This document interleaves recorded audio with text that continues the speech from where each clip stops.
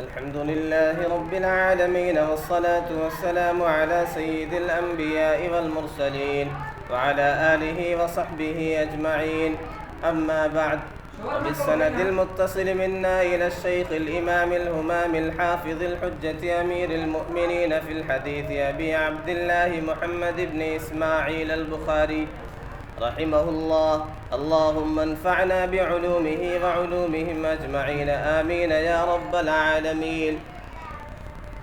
أنه قال: باب قول الله عز وجل: ونضع الموازين القسط ليوم القيامة وأن أعمال بني آدم وقولهم يوزن. وقال مجاهد: القسطاس والعدل بالرومية، ويقال القسط مصدر المقسط وهو العادل، وأما القاسط فهو الجائر. وبه قال حدثنا أحمد بن أشكاب قال حدثنا محمد بن فضيل عن عمارة بن القعقاع عن أبي زرعة عن أبي هريرة رضي الله تعالى عنه وعنهم قال: قال النبي صلى الله عليه وسلم: كلمتان حبيبتان إلى الرحمن خفيفتان على اللسان ثقيلتان في الميزان، سبحان الله وبحمده سبحان الله العظيم.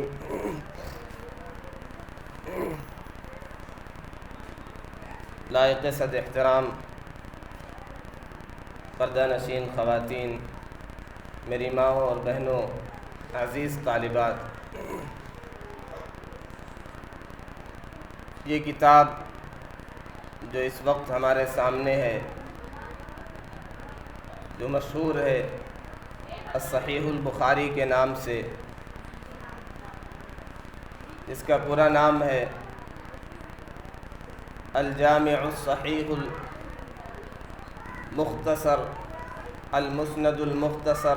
من امور رسول اللہ صلی اللہ علیہ وسلم وسننہ وایامہ. امام بخاری رحمۃ اللہ علیہ، اللہ تعالیٰ نے انہیں دین کی خدمت کے لیے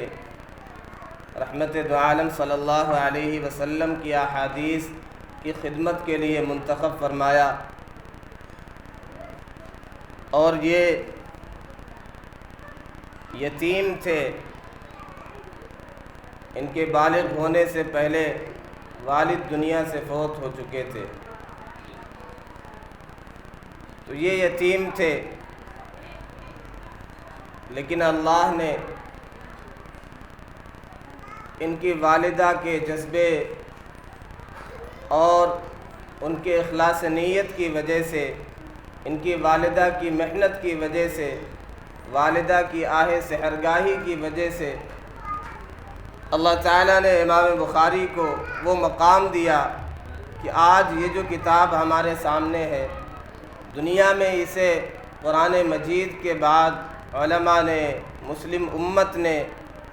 اسے قبولیت کا وہ مقام عطا کیا کہ اسے کہا جاتا ہے اصح الکتب بعد کتاب اللہ، کہ اللہ کی کتاب کے بعد سب سے زیادہ صحیح کتاب یہ صحیح بخاری ہے. تو یہ یتیم تھے، لیکن کسی شاعر نے کہا ہے: لیس الیتیم الذی قد مات والدہ ان الیتیم یتیم العلم والادب. حقیقت میں یتیم وہ نہیں ہوتا جس کے باپ دنیا سے چلے جائیں، جس کے باپ کا انتقال ہو جائے. اصل میں یتیم وہ ہوتا ہے جو علم و ادب سے محروم ہو جائے. تو امام بخاری علم و ادب سے آراستہ تھے، اور بچپن ہی میں 12-13 سال کے تھے تو 70-80 ہزار احادیث انہیں سند کے ساتھ یاد تھی. امام بخاری ہے، اس کے علاوہ اور بھی محدثین ہیں، بڑے بڑے علماء ہیں. ہم اگر تاریخ پڑھیں، ان کی سوانح حیات پڑھیں تو معلوم یہ ہوگا کہ انہیں امام بنانے میں، انہیں محدث بنانے میں، انہیں علامہ بنانے میں خواتین کا بڑا اہم کردار رہا ہے. خواتین کا خاص طور پہ محدثین اور فقہا، ان کی والدہ کا بڑا اہم کردار رہا ہے، بڑا اہم رول رہا ہے. نبی اکرم صلی اللہ علیہ وسلم خود یتیم تھے، ہم سب جانتے ہیں، لیکن در یتیم تھے. پھر امام غزالی رحمۃ اللہ علیہ، امام شافعی رحمۃ اللہ علیہ، ان کی والدہ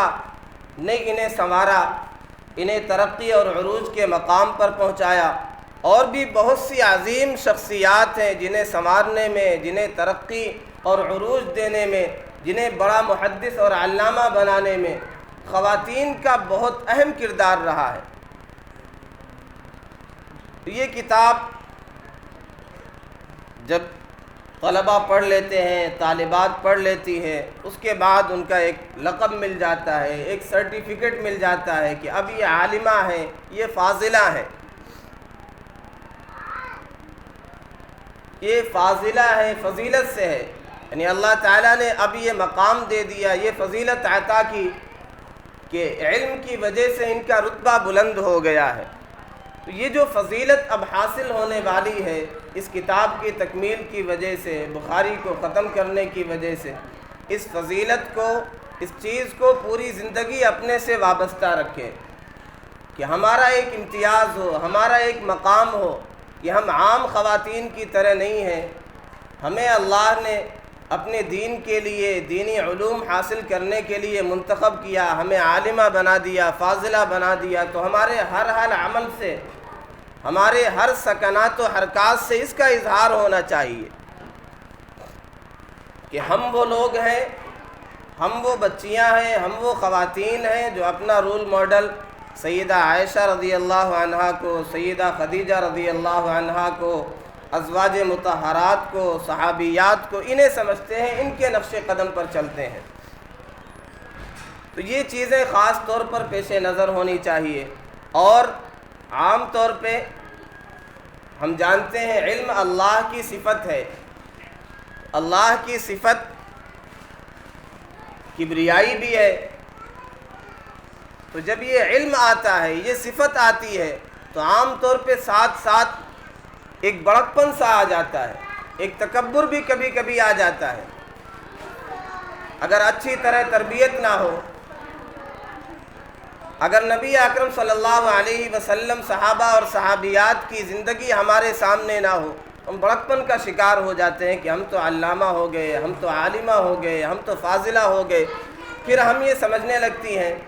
خواتین اور عالمہ یہ سمجھنے لگتی ہیں اب ہمیں گھر کے کام کرنے کی ضرورت نہیں ہے، ہمیں دنیاوی کام کرنے کی ضرورت نہیں ہے، ہم تو بس عالمہ ہو گئے۔ نبی اکرم صلی اللہ علیہ وسلم سے بڑا عالم کون ہو سکتا ہے؟ آپ سے زیادہ ذمہ داریاں کس کی ہو سکتی ہیں؟ آپ سے زیادہ مشغولیت کس کی ہو سکتی ہے؟ لیکن نبی اکرم صلی اللہ علیہ وسلم کے متعلق آتا ہے کان فی محنت اہلہ، اپنے گھر والوں کے ساتھ کام کاج کیا کرتے تھے۔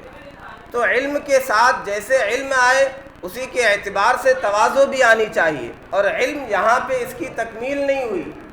فراغت کا یہ مطلب نہیں کہ اب ہماری چھٹی ہو گئی، اب ہمیں علم حاصل کرنے کی ضرورت نہیں ہے۔ علم تو ایک بحر ناپیدا کنار ہے، اس میں آپ آگے بڑھتے چلے جائیں۔ اور یہاں سے فراغت کے بعد بچیوں کو، ہر بچی کو عام طور پہ اکثر کو پڑھانے کا موقع نہیں ملتا ہے، بخاری پڑھانے کا موقع مل جائے، حدیث کی بڑی کتابیں پڑھانے کا موقع مل جائے، ایسا اکثر بچیوں کو میسر نہیں ہوتا ہے۔ لیکن ہر کوئی اس کا مطالعہ تو کر سکتا ہے۔ یہاں سے فراغت کے بعد حدیث کی کوئی بھی کتاب اٹھا لیں صحاح ستہ میں سے، روزانہ ایک صفحہ خود سے تو پڑھ سکتے ہیں، اگر پڑھا نہیں سکتے تو پڑھ تو سکتے ہیں۔ تو اس سلسلے کو ہمیشہ کے لیے جاری رکھیں، اور علم کے ساتھ ساتھ تواضع بھی آئے، من تواضع للہ رفعہ اللہ۔ اگر ہم تواضع اختیار کریں گے تو اللہ تبارک و تعالی ہمیں عظیم تر کرتے چلے جائیں گے، ہماری عظمت میں اور چار چاند لگتا چلا جائے گا۔ بہرحال وقت کافی ہو چکا ہے، اختصار کے ساتھ بہت مختصر وقت میں چند باتیں آپ کے سامنے رکھنی ہے۔ امام بخاری نے اپنی کتاب کو شروع کیا تھا باب کیف کان بدء الوحی الی رسول اللہ صلی اللہ علیہ وسلم، کہ وحی کا آغاز کیسے ہوا اور وحی کی تفصیلات کے حوالے سے ابتدا کی۔ تو یہ اشارہ کرنا مقصود تھا کہ وحی ہر چیز کا، ہر خیر کا، بہترین علوم کا سرچشمہ ہے۔ انسان کے پاس جو علوم کے ذرائع ہیں، جہاں ان کی حد ختم ہو جاتی ہے وہاں سے وحی کی ابتدا شروع ہوتی ہے۔ تو یہ خیر کا سرچشمہ ہے۔ سیدنا آدم علیہ السلام کو جب دنیا میں بھیجا گیا تو کہا گیا تھا کہ جائیے اما یاتینکم منی ہدی فمن اتبع ہدایا فلا خوف علیہم ولا هم یحزنون، کہ اب دنیا میں تمہارے پاس رہبری آئے گی، رہنمائی آئے گی، وحی کے ذریعے سے پیغامات پہنچیں گے، تو جو ان پر عمل کرے گا، اس کے مطابق اپنی زندگی گزارے گا، تو اس پر نہ کوئی خوف ہوگا نہ حزن ہوگا۔ اس کا مطلب یہ ہے کہ خوف و حزن نہیں ہوگا تو پھر اسے جنت ملے گی، کیونکہ خوف و حزن نہ ہونا یہ جنت ہی میں ہوگا۔ تو یہ خیر کا سرچشمہ ہے۔ یہاں سے ابتدا کی امام بخاری نے اپنی کتاب کی، پھر آگے تصحیح نیت کے حوالے سے ادھر متوجہ کیا کہ نیت ہماری درست ہونی چاہیے۔ آخر میں جو باب قائم کیا وہ اعمال کے حوالے سے، کہ ہم جو کچھ بول رہے ہیں، جو کچھ عمل کر رہے ہیں، ہمارے اعضاء و جوارح سے جو اعمال صادر ہو رہے ہیں، ہمارے ہاتھ سے، ہمارے پاؤں سے، ہماری آنکھ سے، ہمارے کان سے، ہماری زبان سے، یہ سارے اعمال میں، تو یہ ساری چیزیں ایسا نہیں ہے کہ ہم جو کچھ کرتے رہیں، بولتے رہیں، جو مرضی جس طرح چاہیں زندگی گزارتے رہیں، جو چاہیں کرتے رہیں، اس کا حساب کتاب نہیں ہوگا، اسے وزن نہیں کیا جائے گا، یہ بات نہیں ہے۔ بلکہ ہمارے اعمال، ہم جو کچھ کہہ رہے ہیں، جو کچھ بول رہے ہیں، جو کچھ کر رہے ہیں، سب پر اللہ تعالیٰ نے فرشتہ مقرر کر رکھا ہے، ساری چیزوں کی نگرانی ہو رہی ہے، ساری چیزیں محفوظ ہیں، ساری چیزیں ہمارے سامنے آ جائیں گی۔ ہمارا دفتر، ہمارا پیپر، ہمارا نام عمل ایک دن ہمارے سامنے پیش کیا جائے گا اور کہا جائے گا اقرأ کتابک، یہ تمہارا پیپر ہے، یہ تمہاری کاپی ہے، اسے پڑھیے۔ امام بخاری نے اپنی کتاب میں فرقہ باطلہ کا رد بھی کیا ہے۔ ایک فرقہ ان کے دور میں تھا جسے معتزلہ کہا جاتا تھا، وہ اپنا نام رکھتے تھے اصحاب العدل والتوحید، لیکن امت نے، جمہور امت نے ان کا نام رکھا تھا معتزلہ، کیونکہ وہ جمہور امت سے، امت مسلمہ سے کٹ گئے تھے، اس سے الگ ہو گئے تھے۔ وہ عام طور پہ ہر چیز کو عقلی ترازو پر تولا کرتے تھے، جو چیز عقل میں نہیں آتی تھی، وہ شریعت کی بات ہو، وہ قرآن کی بات ہو، وہ حدیث کی بات ہو، اس کی تعویل کرتے تھے، اس کا غلط مطلب بیان کیا کرتے تھے، تو جو عقل میں نہ آئے اسے تسلیم نہیں کرتے تھے یا اس کی تعویل کیا کرتے تھے۔ تو امام بخاری نے ان کی تردید فرمائی اس باب کو قائم کر کے، اور جا بجا فرقہ باطلہ کی اس میں تردید فرمائی، ابتدا میں بھی، کتاب الایمان میں بھی اور آخر میں بھی۔ تو جہمیہ کی تردید کی، معتزلہ کی تردید کی اور دیگر باطل فرقوں کی تردید کی۔ تو آخر میں یہ باب قائم کر کے اور اس طرح فرقہ باطلہ کی تردید کر کے یہ چیز گویا امام بخاری نے طالبات کے سامنے، اس کتاب کو پڑھنے والوں کے سامنے پیش کر دی کہ جب تم دنیا میں قدم رکھو گے، دنیا میں زندگی گزارو گے، تو دیکھو میں نے تمہارے سامنے ایک میزان رکھ دیا ہے، ایک ترازو اور ایک پیمانہ دے دیا ہے، نبی اکرم صلی اللہ علیہ وسلم کی زندگی، آپ کے بود و باش، آپ کے اعمال، آپ کے اخلاق اور صحابہ کی زندگی کا۔ اب دنیا میں قدم رکھو گے تو طرح طرح کے فتنے آئیں گے، ان سے واسطہ پڑے گا، طرح طرح کے نظریات لوگ لے کر کے آئیں گے، طرح طرح کے افکار کا سامنا کرنا پڑے گا، لوگ طرح طرح سے تمہیں الجھانے کی اور بہکانے کی کوشش کریں گے، کوئی تمہاری آزادی کی بات کرے گا، کوئی بے پردہ ہونے کی بات کرے گا، کوئی مرد و زن کے مساوات کی بات کرے گا، طرح طرح کے فتنے آئیں گے۔ تو ایک میزان میں نے تمہیں صحیح بخاری کی دے دی، اس میں ہر چیز کو تولنا، کوئی نیا نظریہ آئے، خواتین آزادی کی بات کریں، یا جو آج کل فتنے چل رہے ہیں، میرا جسم میری مرضی، اس طرح کی باتیں آئیں، کوئی بھی چیز آئے، کوئی بھی فتنہ آئے، کوئی بھی نظریہ آئے، ہر چیز کو اس صحیح بخاری اور آقا صلی اللہ علیہ وسلم اور صحابہ اور صحابیات کی زندگی اس میزان پر تولنا، اگر اس کے مطابق ہو، اگر اس کے موافق ہو تو اسی کے اعتبار سے اسے قبول کر لینا، اگر اس سے کوئی چیز ٹکراتی ہو تو اسے ردی کے ٹوکرے میں ڈال دینا، اس کی کوئی حیثیت نہیں ہونی چاہیے۔ کوئی لاکھ شور کرے، کوئی لاکھ مخالفت کرے، نئے نئے نظریات لے کر کے آئے، اس قرآن حدیث کی اہمیت آپ کے سامنے ہونی چاہیے، یہ میزان ہمیشہ آپ کے سامنے ہونا چاہیے، اس کے مطابق ہر چیز کو تولیں، پھر ہم منزل مقصود تک پہنچ سکتے ہیں، ورنہ ترسم نہ رسی بکعبہ اے اعرابی کی رہ کی تو میر ابھی بترکستان است۔ مسلمان خواتین، مسلمان نوجوان، مسلمان مرد و عورت جانا چاہتے ہیں کعبہ، پہنچنا چاہتے ہیں جنت میں، اللہ کا دیدار چاہتے ہیں، جنت کی نعمتیں چاہتے ہیں، لیکن اگر غیروں کا راستہ، غیروں کا طریقہ اختیار کریں گے، غیروں کی تہذیب کو اپنائیں گے، غیروں کے قانون کو اپنائیں گے، تو پھر کعبہ کے بجائے گڑھے میں پہنچ جائیں گے، ترکستان پہنچ جائیں گے، منزل مقصود تک رسائی نہیں ہو سکتی ہے۔ تو بہرحال آخری باب امام بخاری نے قائم کیا، باب قول اللہ عز وجل وَنَضَعُ الْمَوَازِينَ الْقِسْطَ لِيَوْمِ الْقِيَامَةِ کہ اللہ تعالیٰ نے ارشاد فرمایا کہ ہم قیامت کے دن انصاف کی ترازو کو قائم کریں گے۔ تو اس سے جہمیہ کی تردید ہو گئی، معتزلہ کی تردید ہو گئی، جو یہ کہتے ہیں کہ ہمارے اعمال، ہم نے جو کچھ کیا یا ہم نے زبان سے جو باتیں کہیں، اس کا کوئی خارجی وجود نہیں ہوتا، یہ تو فنا ہو جاتی ہیں، یہ کوئی مادی اور حسی چیز نہیں ہے، ان کا کوئی اپنا جسم نہیں ہوتا، کوئی شکل نہیں ہوتی، تو پھر یہ تولی کیسے جائیں گی، اسے وزن کیسے کیا جائے گا؟ تو یہ بات عقل میں نہیں آتی، لہذا اس کی تردید کر دی۔ یا یہ کہا کہ یہ جو آیت ہے اس کا مطلب یہ کہ حساب کتاب ہوگا، اعمال ہمارے تولے نہیں جائیں گے۔ تو امام بخاری نے ان کی تردید فرمائی قرآن کریم کی آیت کا ایک ٹکڑا ذکر کر کے، تو اچھا ہے دل کے ساتھ رہے پاسبان عقل، لیکن کبھی کبھی اسے تنہا بھی چھوڑ دے۔ تو ہر جگہ عقلی گھوڑے دوڑانا یہ کارگر نہیں ہوتا ہے اور یہ مفید نہیں ہوتا ہے۔ ہماری عقل تو محدود ہے، ہماری محدود عقل سے لامحدود چیزیں ہر چیز سمجھ میں آ جائے ایسا ممکن نہیں ہے۔ تو بہرحال ان کی تردید فرمائی کہ قرآن مجید میں صراحتاً اس کا تذکرہ کیا گیا کہ میزان عدل قائم ہوگی، ہمارے نام اعمال کو تولا جائے گا، اور پہلے محدثین نے، شارحین نے بڑی محنت کی اس کے جواب دینے میں کہ وہ کس طرح تولا جائے گا، اسے کوئی شکل دی جائے گی یا صحیفوں کو تولا جائے گا، لیکن آج کے دور میں تو اسے سمجھنا بالکل آسان ہو گیا۔ آج کے جدید دور میں جب جدید آلات ایجاد ہو چکے ہیں، سائنس کی ایجادات کی وجہ سے ایسی چیزیں ایجاد ہو چکی ہیں کہ ہمارے حرارت کو، جسم کی حرارت کو ناپا جاتا ہے، برودت کو ناپا جاتا ہے، بخار کو ناپا جاتا ہے، شوگر کو ناپا جاتا ہے، ہوا کو ناپا جاتا ہے۔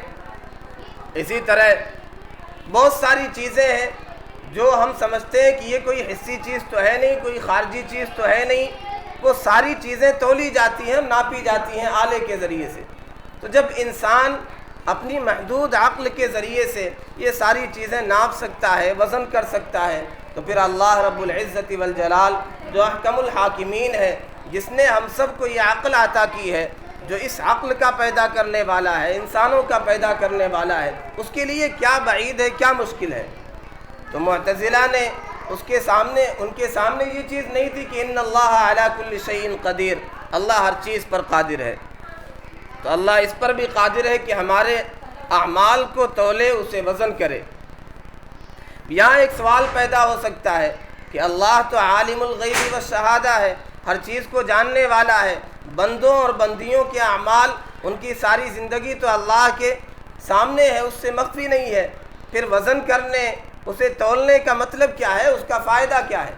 تو جواب یہ ہے کہ اللہ تبارک و تعالی یہ غایت انصاف کے لیے کہ لوگوں کے سامنے آ جائے، کوئی یہ نہ کہہ سکے کہ میں نے تو یہ کیا نہیں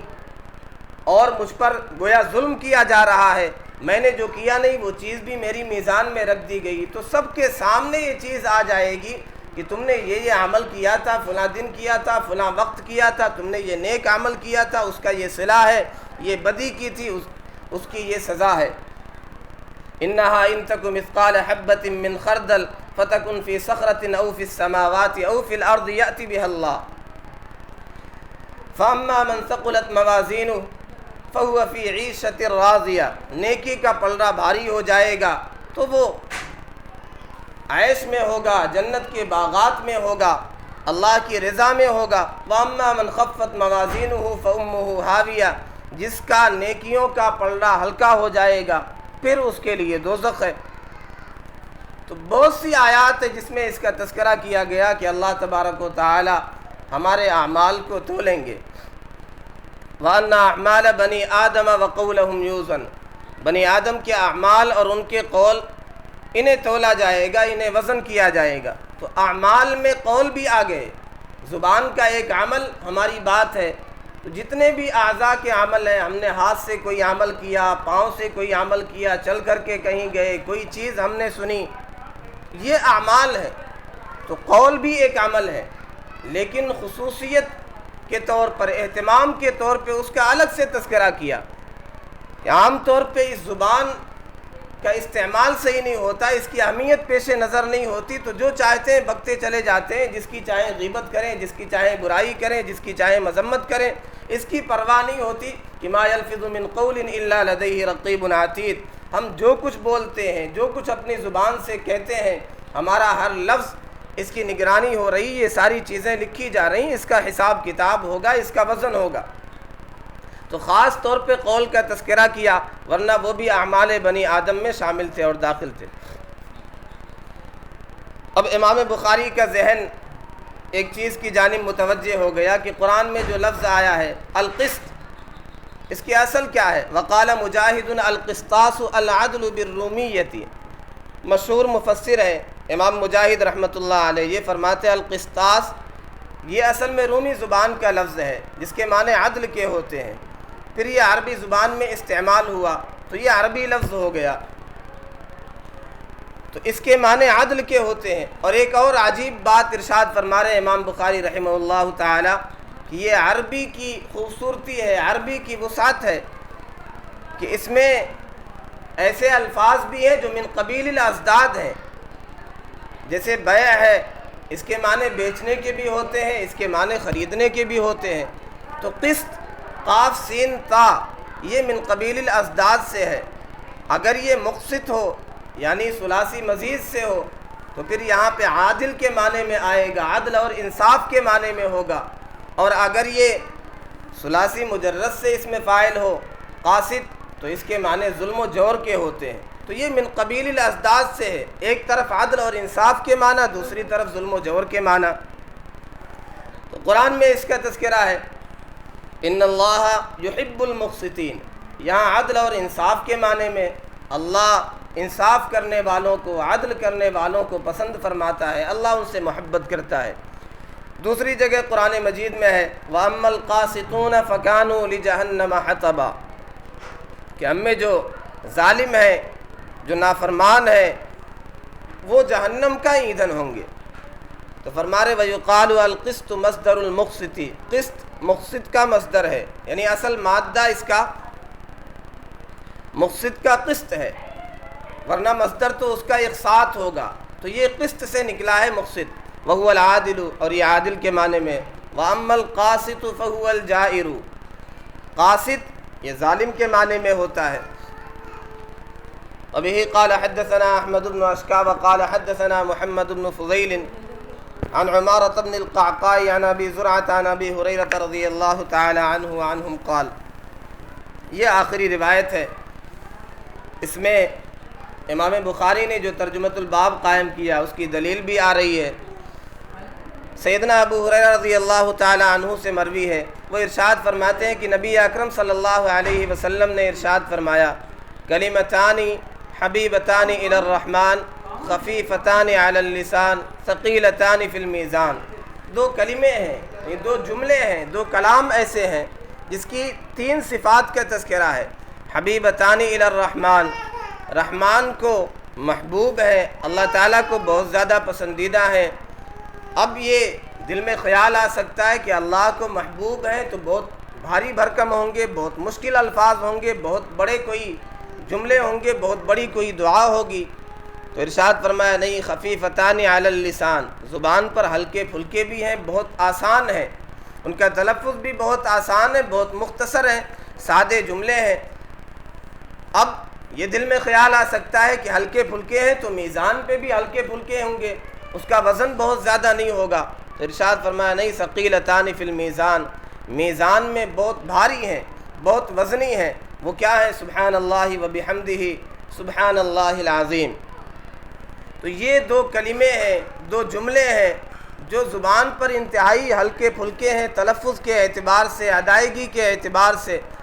لیکن یہ میزان میں بہت ہی بھاری ہیں۔ یہ ترجمۃ الباب سے متعلق جملہ ہے، ثقیلتان فی المیزان۔ تو کوئی چیز بھاری اور وزنی تبھی ہوتی ہے جب اسے وزن کیا جاتا ہے،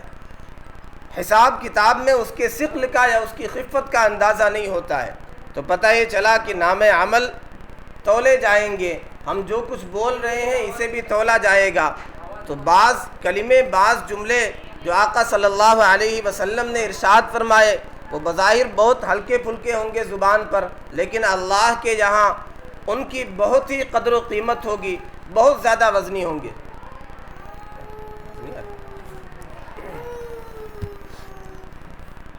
تو یہ اللہ کے نزدیک میزان میں اتنے بھاری اور وزنی ہوں گے، اس کی وجہ کیا ہے؟ تو محدثین نے، علماء نے، شارحین نے اس کی وجہ یہ بیان کی، کلمتان حبیبتان الی الرحمن، اس کے بھاری اور وزنی ہونے کی وجہ یہ ہے کہ اللہ کو محبوب ہے۔ تو اب یہاں سے ایک بات یہ معلوم ہو گئی کہ ہم کوئی بھی عمل کریں تو اصل چیز یہ ہے کہ ہمارے رب کو یہ پسند ہے کہ نہیں۔ تو رب کو جو محبوب عمل ہوگا وہ ہلکا پھلکا ہوگا، بہت معمولی ہوگا، تو بھی اس کی وجہ سے ہمیں نجات مل جائے گی، کامیابی مل جائے گی، وہ وزنی ہو جائے گا۔ لیکن بہت بھاری عمل بھی کبھی ایسا ہوتا ہے ہم کرتے ہیں لیکن وہ اللہ کو محبوب نہیں ہوتا، لہذا ہماری نجات کا، ہماری فلاح کا وہ ذریعہ نہیں بنتا۔ تو اب ہمیں یہ سمجھنا چاہیے کہ اللہ کو محبوب کیسے ہوتے ہیں ہمارے اعمال، ہمارے اقوال، ہمارے جملے۔ اس کے لیے دو چیزیں علماء نے بیان کی۔ امام بخاری نے جس کا پہلے تذکرہ کیا کہ تصحیح نیت، اخلاص ہونا چاہیے، ہماری نیت درست ہونی چاہیے، کوئی بھی عمل کریں پہلی چیز یہی ہونی چاہیے، ورنہ ہجرت جیسی عظیم عبادت جس میں گھر بار بھی چھوڑنا پڑتا ہے، جس میں اپنا ملک بھی چھوڑنا پڑتا ہے، مال و دولت، زمین جائیداد، یہ ساری چیزیں سب کو خیرباد کرنا پڑتا ہے، لیکن اگر نیت درست نہ ہو تو پھر وہ بھی کارگر نہیں ہوتی ہے۔ تو بڑے سے بڑا عمل اگر نیت درست نہیں ہے، جا بجا احادیث میں اس کا تذکرہ کیا گیا، نیت اگر فاسد ہے تو پھر وہ چیز کارگر نہیں ہوتی، مفید نہیں ہوتی اور نجات کے لیے کافی نہیں ہوتی۔ چنانچہ آقا صلی اللہ علیہ وسلم نے ارشاد فرمایا کہ 3 ایسے اشخاص کا تذکرہ کیا جنہیں سب سے پہلے دوزخ میں ڈالا جائے گا۔ تو اس میں ایک عالم بھی ہے، قاری بھی ہے، جس کی نیت ٹھیک نہیں تھی کہ لوگ مجھے علامہ کہیں گے، قاری کہیں گے، اس وجہ سے اس نے علم حاصل کیا۔ ایک شہید کا بھی تذکرہ ہے جس کی نیت درست نہیں تھی، جس نے یہ کہلوانے کے لیے کہ لوگ مجھے بہادر کہیں گے، بہت طاقتور کہیں گے، اس وجہ سے اس نے جہاد کیا تھا۔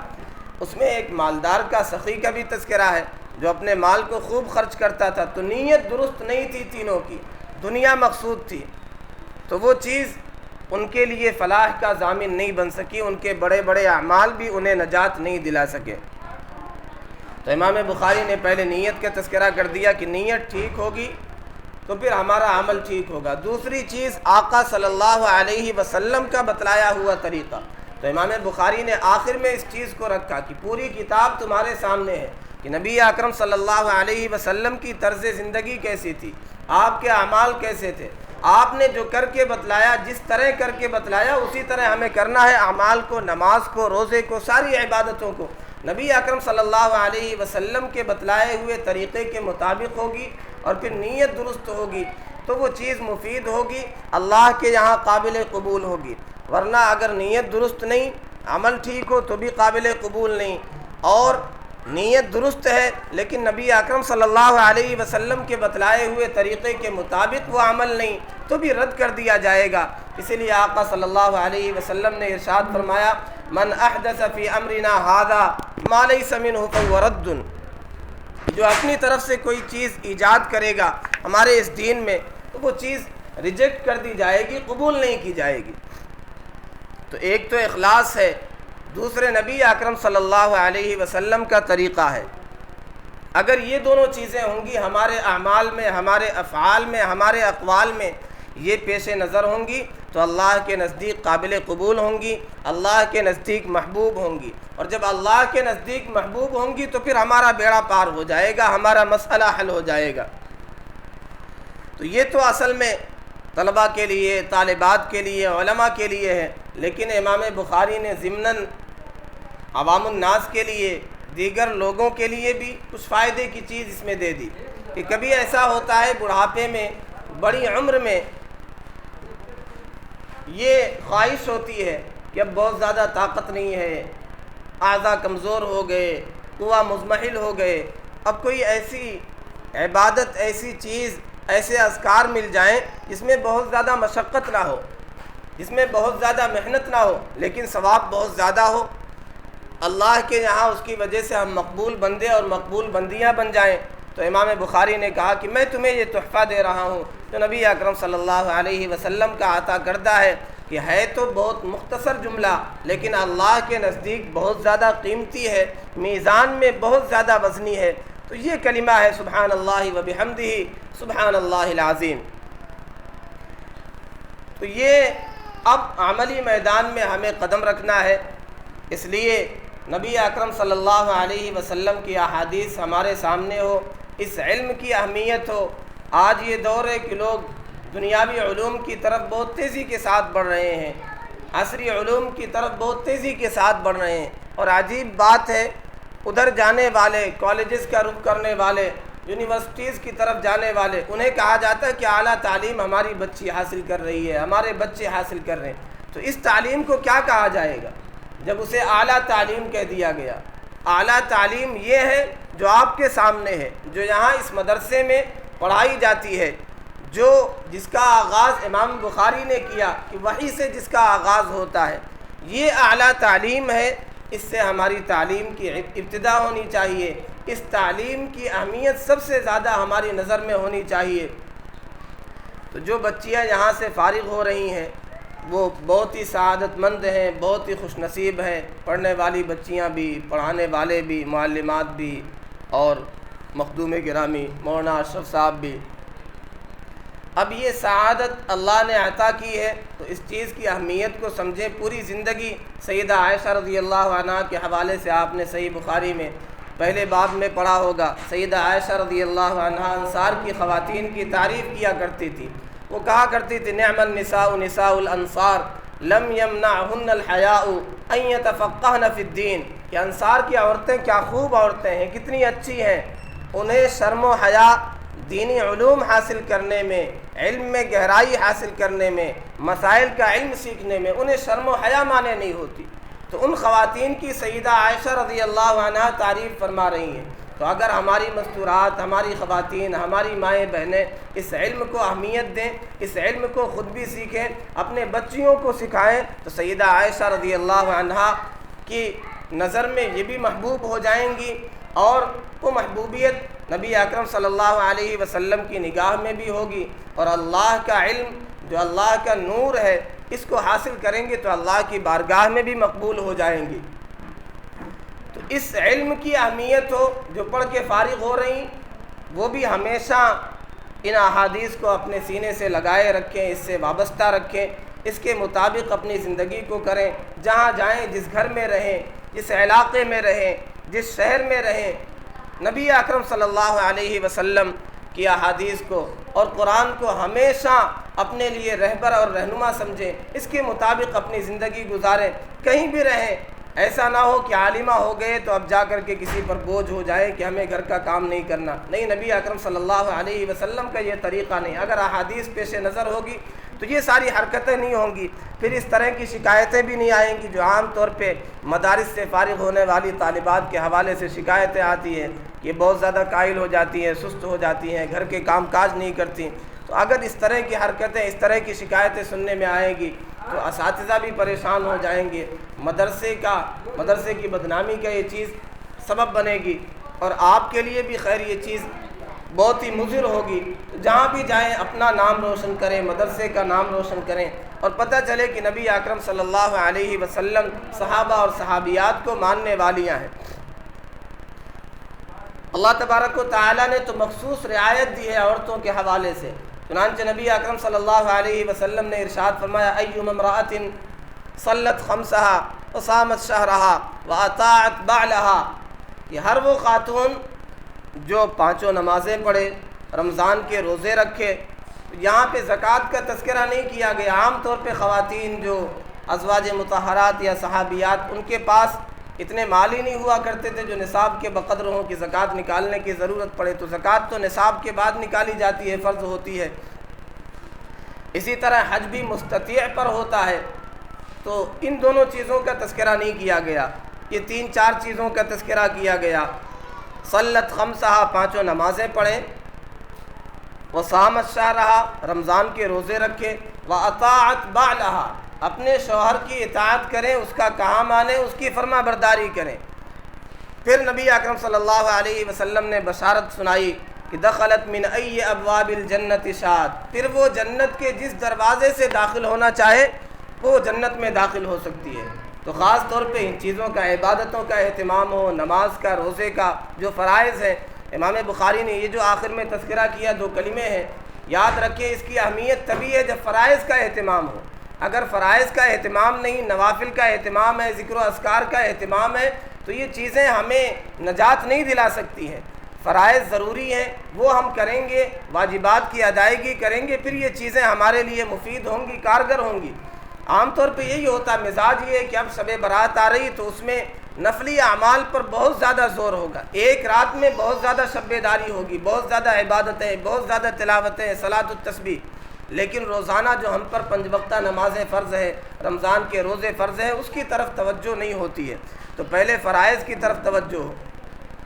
تو آقا صلی اللہ علیہ وسلم نے ارشاد فرمایا کہ 2-3 چیزیں کرنا ہے، اس میں سے ایک اہم چیز یہ بھی ہے اطاعت بالہا، اپنی شوہر کی فرما برداری کرنا ہے، اس کی بات ماننا ہے، اس کا کہا ماننا ہے۔ ورنہ صحیح بخاری میں شروع میں یہ روایت آپ نے پڑھی ہوگی کہ نبی اکرم صلی اللہ علیہ وسلم نے ارشاد فرمایا اریت النار فاذا هي اکثر اہلها النساء، مجھے دوزخ دکھلائی گئی، میں نے دیکھا کہ اس میں کثرت سے خواتین ہیں، عورتوں کی تعداد زیادہ ہے۔ آقا صلی اللہ علیہ وسلم نے ارشاد فرمایا یکفرنا، وہ انکار کرتی ہیں۔ صحابہ نے کہا یا رسول اللہ یکفرنا باللہ، کیا اللہ کا انکار کرتی ہیں یہ مراد ہے؟ آپ نے فرمایا نہیں، بل یکفرن العشیرہ و یکفرن الاحسان، یہ شوہروں کی ناشکری کرتی ہیں، ان کا کہا نہیں مانتی، ان کی بات نہیں مانتی، اور احسان کی ناشکری کرتی ہیں۔ پھر آقا صلی اللہ علیہ وسلم نے وضاحت فرمائی کہ لو احسنت الی احداہن الدہر ثم رأت منک شیئا قالت ما رأیت منک خیرا قط، کہ اگر پوری زندگی احسان کیا جائے، ان کی ساری ڈیمانڈ، سارے مطالبات پورے کیے جائیں، حسن سلوک کیا جائے، ان کے سکھ دکھ کا خیال رکھا جائے، کبھی کسی موقع پر کوئی فرمائش پوری نہیں ہوئی، کوئی ڈیمانڈ پوری نہیں ہوئی، یا کہیں کوتاہی ہو گئی، تو پھر ساری محنت پر، سارے احسان پر پانی پھیر دیتی ہے۔ اور پھر وہی جملہ ہوتا ہے کہ جب سے یہاں آئی ہوں تمہارے گھر میں مجھے ملا ہی کیا ہے؟ 2 لیتڑے ہیں، 2 ٹھیکرے ہیں، 2 چیتڑے ہیں، 2 برتن ہیں کھانے پینے کے لیے، 2 بستر ہے بچھانے کے لیے، اور 2 کپڑے ہیں، اس کے علاوہ تم نے مجھے دیا ہی کیا ہے؟ یا میری زندگی، میری قسمت ہی پھوٹی تھی جو یہاں پر پہنچ گئی؟ تو اس طرح کے جملے عام طور پہ خواتین کہتی رہتی ہیں۔ تو نبی اکرم صلی اللہ علیہ وسلم نے ارشاد فرمایا کہ احسان فراموشی کی وجہ سے اور اپنے شوہروں کی ناشکری کی وجہ سے دوزخ میں عورتوں کی تعداد سب سے زیادہ ہوگی۔ پھر نبی اکرم صلی اللہ علیہ وسلم نے صحابیات کو، مسلم خواتین کو حکم دیا تھا کہ زیادہ سے زیادہ صدقات کریں، خیر کے اعمال کریں، تو حصول جنت کے لیے اور دوزخ کی آگ سے حفاظت کے لیے۔ تو یہ ساری چیزیں پیش نظر ہوں، نیت درست ہو ہر عمل میں، نبی اکرم صلی اللہ علیہ وسلم کا طریقہ ہو، پوری زندگی ہمارے سامنے نبی اکرم صلی اللہ علیہ وسلم کی احادیث ہو، حدیثوں سے ہمیں شغف ہو، ہمیں محبت ہو، پڑھانے کا موقع مل جائے پڑھائیں، نہیں موقع ملے تو کم سے کم اسے پڑھ ہی سکتے ہیں، روزانہ اسے پڑھنے کا حدیثوں سے تعلق رکھیں اور کچھ نہ کچھ اس کو پڑھا کریں، اور اس کے علاوہ عملی